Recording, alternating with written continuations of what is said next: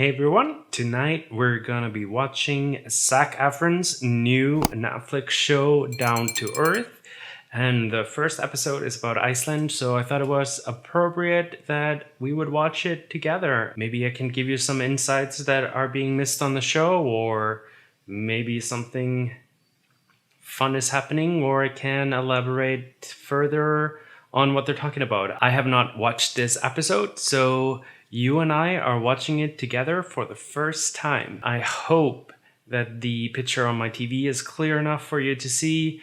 It's not going to be perfect. My computer is not strong enough to handle green screen, so this will do. I thought it was more fun than picture in picture. So let's watch together.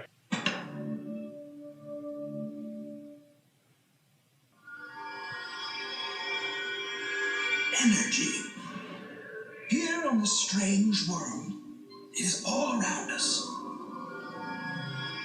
It boils just under the surface of this black. I'm not sure about the artistic choice of imitating David Attenborough, but okay, so far we're good. Iceland truly looks like it's on a different planet. But this isn't just anywhere on Earth. We're on a small Nordic island. Ooh, this is very important. As Zac just said, it's a Nordic island, not a Scandinavian one. A lot of people, when they find out that I'm Icelandic, they ask me or tell me that I'm Scandinavian. I'm actually not. Iceland is not part of Scandinavia. Only Denmark, Sweden, and Norway is. The rest of the big countries, well, Iceland isn't that big, we are considered Nordic. Comes from a renewable energy source, produced by heat from volcanic activity under the surface. That volcanic action that heats up our water also puts sulfur in our water, and that's why our water, to foreigners, smells like farts. We're in South Iceland on the Reykjanes Peninsula, headed east. It's pronounced Reykjanes for anyone who is interested. He did a fantastic job. Built on the coast is a geothermal wellness center. And this is our new friend, Siggy. Perfect view. Ugh, Siggy, not with a Y at the end. Wow. So literally this is the oven. Yeah, we put down bread in this oven. Same time yesterday. So we'll try one that you put in 24 hours ago and then put in some for the next. Right. You want to do the honors? Yes, please. I'd love to. One of the ways we cook rye bread also is you could see that milk carton that they had there. You can actually just put the dough inside of the milk carton and bake it in the oven. It is definitely even better when you use the geothermal energy to bake it. It is honestly one of the most delicious breads that I've ever had. I generally do not like dark bread. I like my carbs very simple and very unhealthy. I hate anything multigrain and rye based, but this rye bread, delicious. It might have something to do with the fact that it tastes delicious with a lot of salty butter. Oh my god. Pretty hot? Yeah, it's definitely hot. How are you holding that? That's good. Wonderful bread. Yeah, I would guess say it's more like a cake or something. Yeah, it is like it's almost like chocolate cake. No, it doesn't. Behind you here we have the big hot spring.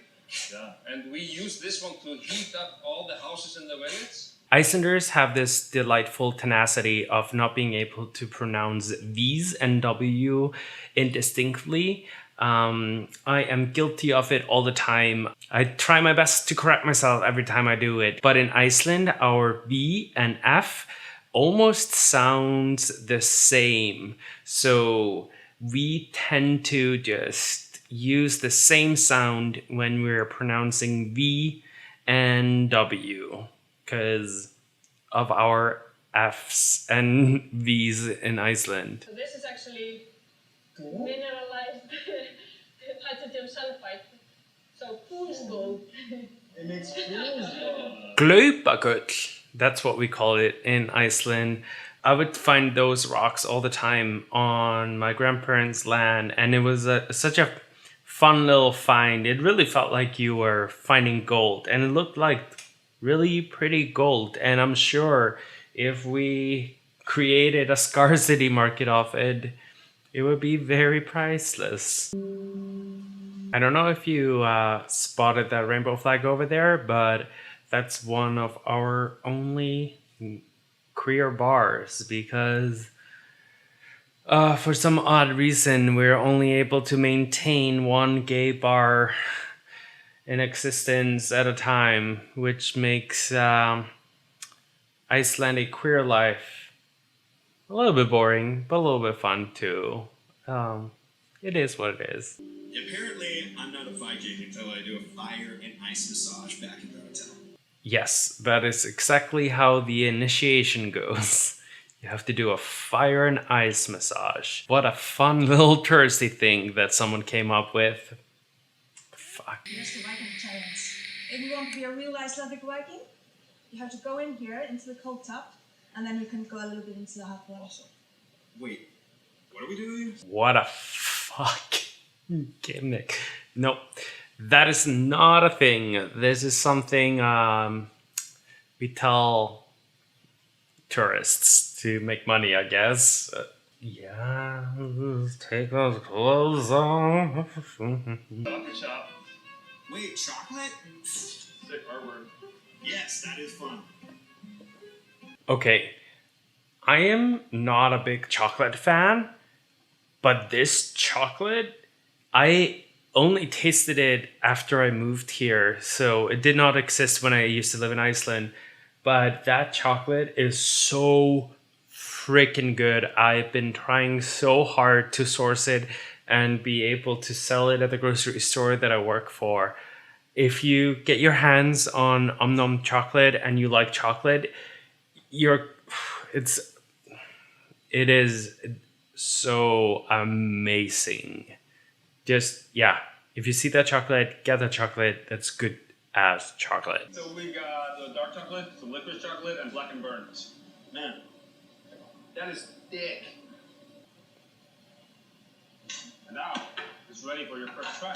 Boy. So you make whatever you want here? Yeah. I'm definitely adding these. Licorice. I'll try Arctic time. I don't know if you noticed earlier that they mentioned licorice. I am really sad that they didn't pause on that a little bit because Icelandic licorice is freaking delicious. Our licorice is salty, it's dense, it's a bit more chewy than traditional licorice or what North Americans are used to. I'm not a big candy person, but anytime I have a friend coming to visit, I ask them to bring me some licorice. I like to have my friends taste the licorice. Everybody that has ever said, no, I hate licorice, and I let them try this licorice, they love it. Icelandic licorice is more savory than it is sweet, and it's so yummy. And if you eat too much of it, you'll get diarrhea. You said this is one of the biggest tourist attractions in Iceland? Yeah. How many tourists a year is that? I'm sorry, I don't have the figures, but yeah, I would imagine It's a lot. it's a lot. I think he's just camera shy.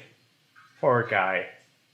Or he has a crush on Zac Efron. We're headed down just a few more stories to see the actual water that turns these bad boys. Whoa! Yeah. Wow. Back in the nature. We're literally going in a cave. This is so rad. Wild.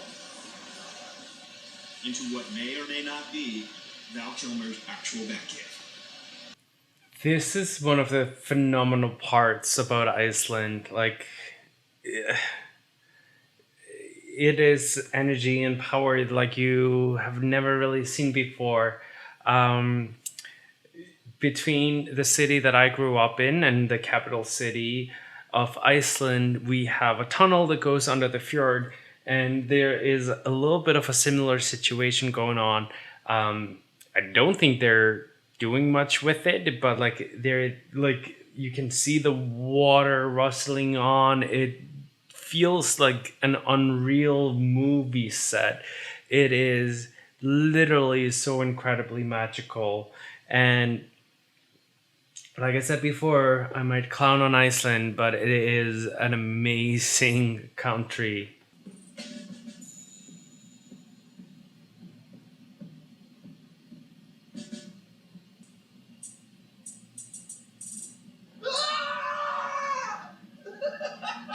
That joke works much better if you hit the brakes at the same time.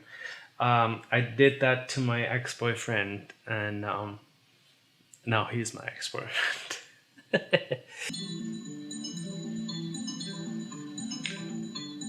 Pause right here because I wanted to tell you that where this house is and just one street back, that's where I used to live. And also in this church and right behind it, like this direction, that's where I also used to live. And also the school right next to this church is my vocational school where I learned how to be a hairdresser. Don't you feel like you know me a little bit better right now? This is actually leaves from our backyard. Oh, cool. So we eat them. No, I don't have to eat them. No, I kind of have to, don't I?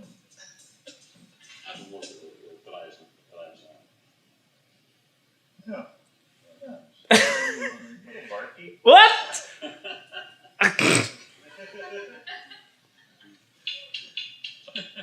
Well, on these sticks you got tobacco and carrot from early last season. Cool. On yours, carrot. But around it is wrapped bacon cut of lamb that's been done smoked. We had reindeer before. Rudolph. Rudolph. There's Rudolph, yeah. Yeah, he's Rudolph. Wow. Reindeers are actually not native to Iceland, so I do not get why it's being presented as an Icelandic dish. They were literally imported to the east side of the country so we could have reindeers. This is so questionable. There you go. Beautiful. For those who don't know, rutabaga is a yellow turnip. And while a root vegetable is a pretty weird thing to put in a dessert, here they use what they have. Oh, man.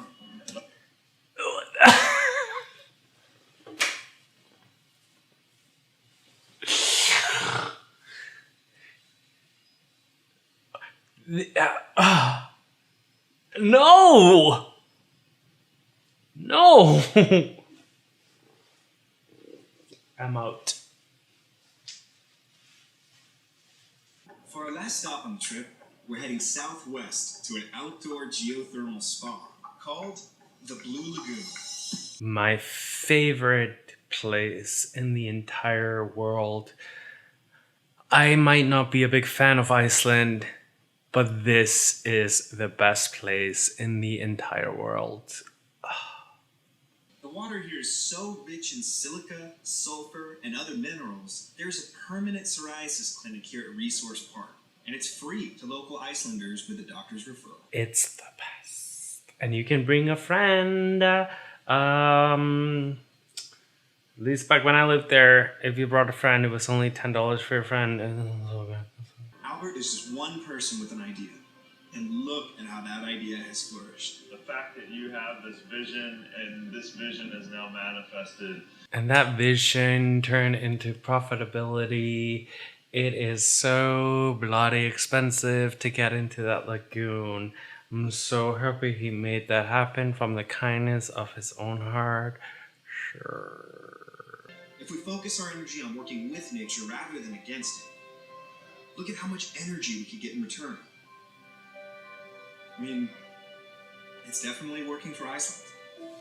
That's a lovely message, but Iceland does definitely have a very unique position where we have all this geothermal energy and power supply for only about 360,000 people. But yes, that's great. Let's do it. Renewable energy is definitely fundamental for us to keep going forward. This is a wonderful episode of Down to Earth. It's my first one to watch. Of course, episode 1 is Iceland.